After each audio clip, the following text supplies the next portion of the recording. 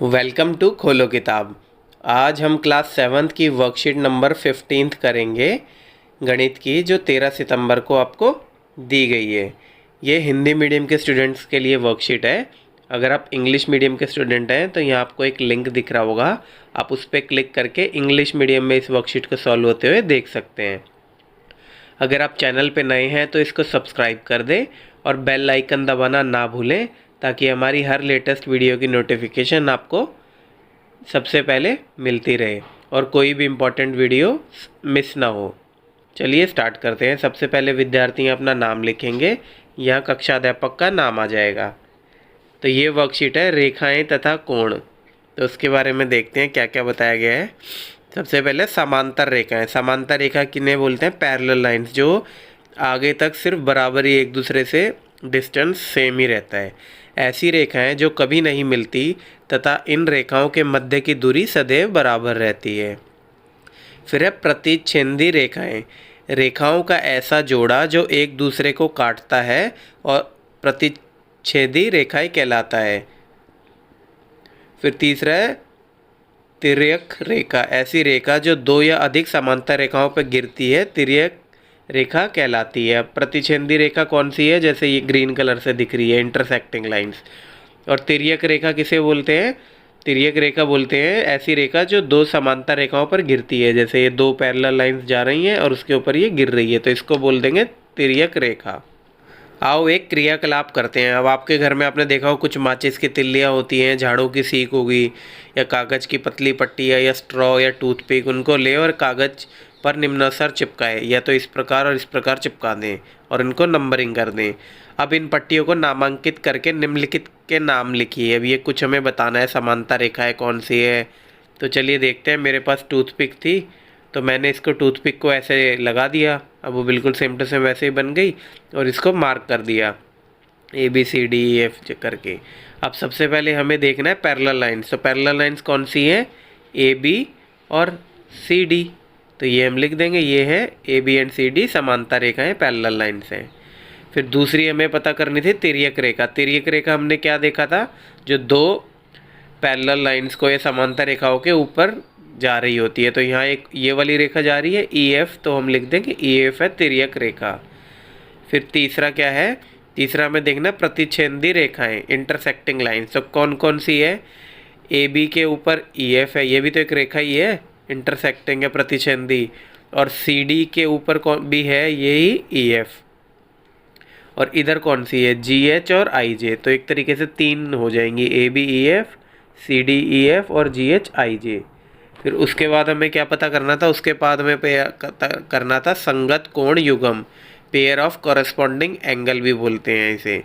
तो वो कौन से होते हैं? ये इस प्रकार के, जैसे लाइन जारी होती है जो दो पैरेलल लाइंस के ऊपर जो गिरती है, उसका जो ये वाला एंगल होता है, कि ये वाला एंगल और ये वाला एंगल, ये इक्वल भी होते हैं, बराबर भी होते हैं। तो एक कौन सा एंगल हो गया? एंगल FOB और एंगल FMD। ये वाले एंगल, ये वाला और ये वाला, इसको बोलते हैं संगत कोण युग्म। फिर अगला हमें पता करना है एकांतर अंत कोण युग्म, जिसको बोलते हैं pair of alternate interior angle.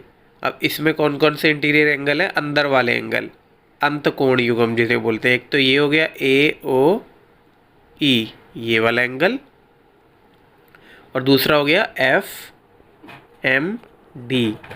तो ये देखो अल्टरनेट इंटीरियर है। एक तो ये हो गया, ये वाला और ये वाला हो गया, और दूसरा हो गया ये कौन सा है?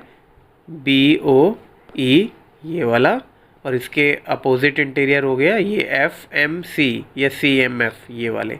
तो चार हो गए, एक ये और फिर ये वाला और ये वाला।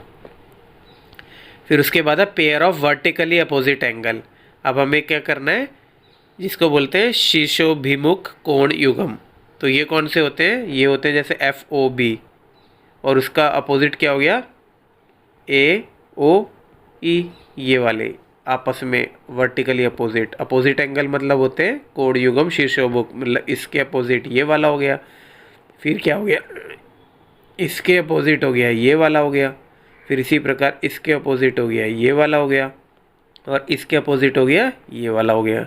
फिर इसी प्रकार इसके अपोजिट हो गया ये वाला और इसके अपोजिट हो गया ये वाला।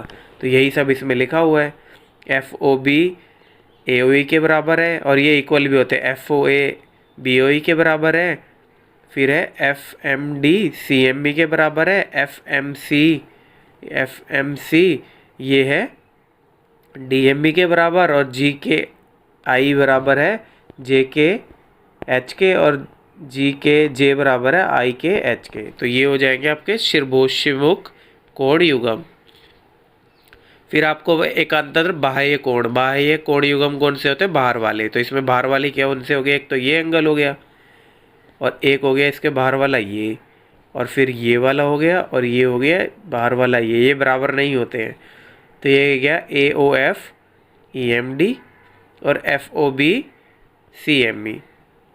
फिर है इंटीरियर एंगल, अंत कोण वाले। अंदर वाले कौन से हैं? अंदर वाले तो ये वाला हो गया, फिर ये एंगल हो गया आपका, फिर नीचे ये एंगल हो गया और ये एंगल हो गया, ये अंतर है। तो AOE BOE CMF और DMF ये हो गए। अब एक्सटीरियर एंगल कौन से हैं? ये बाहर वाले हैं, ये फिर इधर नीचे ये और ये। तो यही लिख देंगे FOA FOB CME और EMD, ये हो गए बाह्य कोण वाले। तो ये आपको सब पता चल गया, अंत कोण, बाह्य कोण, एकांतर कोण युग्म और ये सब। फिर अपने घरों में चारों ओर नज़र घुमाइए और घर के अंदर की चीज़ों को ध्यानपूर्वक देखिए। कोरोना महामारी से पहले के समय को याद कीजिए जब आप घर से बाहर जाते थे। अब उन सभी वस्तुओं तथा स्थितियों की एक सूची बनाइए जहां आप समांतर रेखाएं और प्रतिच्छेदी रेखाएं देख पाते हैं। तो प्रतिच्छेदी रेखाएं कहाँ जगह हमें दिखती है? कैंची है, कैंची देखो क्रॉस में बनती है ना, प्रतिच्छेद रेखाएं हो गई। फिर क्रॉस रोड है, कोई रोड है ऐसे चौराया जिस पे अब क्रॉस रोड बना हुआ है, वो भी प्रतिच्छेदी रेखाएं का वो है। फिर है फर्श और दीवार, आपका फर्श तो नीचे ऐसे है और दीवार उसके ऊपर है, तो वो भी एक प्रकार से प्रतिच्छेदी रेखाएं ही बना रही है। और कौन सी हो गई? जैसे पृथ्वी के ऊपर पेड़ खड़ा है, तो वो भी एक प्रकार से प्रतिच्छेदी रेखाएं का ही उदाहरण है। और समांतर रेखाएं कौन कौन सी है?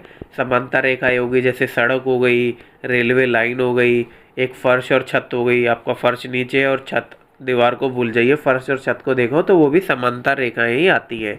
फिर रसोई की स्लैब हो गई, या तो छत से या फर्श से, वो भी समांतर रेखाएं ही आती है। अब ऐसे ही एक और सवाल इसमें दिया हो गया कि हम सबको अपना नाम लिखना है ऐसे डंडियों से, और इसमें सभी प्रकार की रेखाएं तथा कोणों को चिन्हित करना है। तो ये अभी हमने पीछे किया ही है कि कौन सा कोण क्या है। जैसे ये वाला और ये वाला समांतर रेखाएं हो गया, फिर ये वाले प्रतिच्छेदी रेखाएं हो गए। इसी प्रकार से कोण बना के इस पर नाम लिखना है। जैसे हमने पहले अभी ये देखिए इस पे किया हुआ है ना, ऐसे ही मार्क करके सबका। तो ये आपका होमवर्क भी हो गया, इस पे मैंने अच्छे से समझा ही दिया है। तो अब इसके बेसिस पे इस सवाल को आसानी से कर लेंगे। इसी के साथ हमारी ये वर्कशीट आज की कंप्लीट हुई। मिलते हैं नेक्स्ट वीडियो में नेक्स्ट वर्कशीट के साथ। Don't forget to like, comment, share and subscribe the channel. Thank you.